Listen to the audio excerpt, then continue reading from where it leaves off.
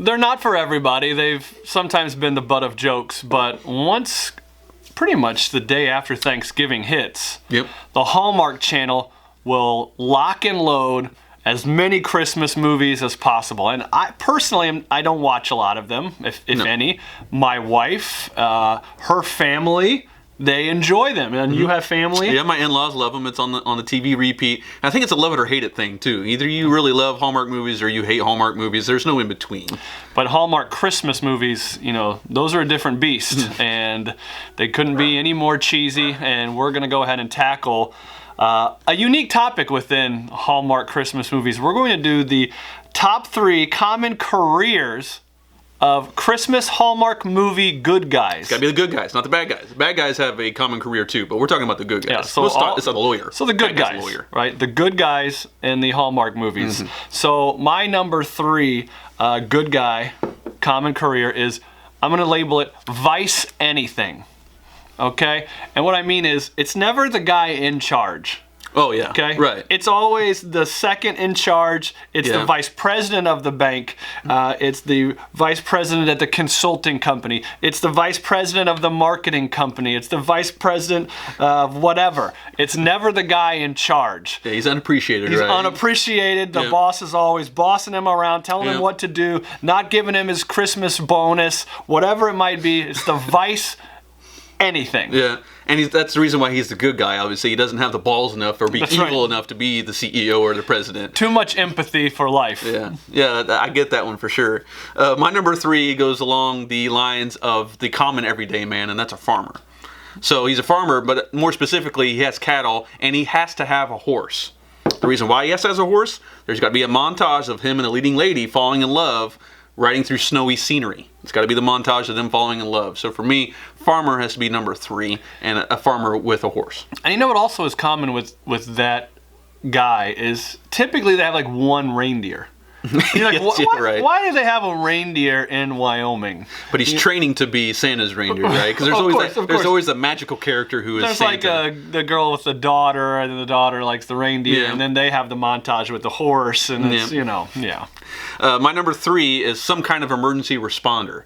So there's a fireman, an EMT, somebody who can get to the scene in a hurry, because what's happening in the movie's climax, somebody's got to show up in an emergency, and it's that guy. He shows up, and he's the savior. So the good guy has to be an angel, an emergency responder. Makes sense for that to be the career of the angel. So he's like an EMT, first responder. Yep, yeah, he can give a Heimlich maneuver, mouth to mouth, of course. Trained in CPR. Or there's a fire going on, and he breaks down the door and carries the lady out.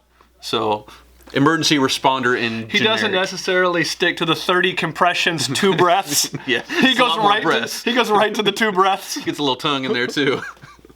Got to revive him quick. Yeah, I think I'm also going to stay on. I might go. You are, maybe these are both city/county jobs at this point. Yeah. So my number 2 is going to be the sheriff.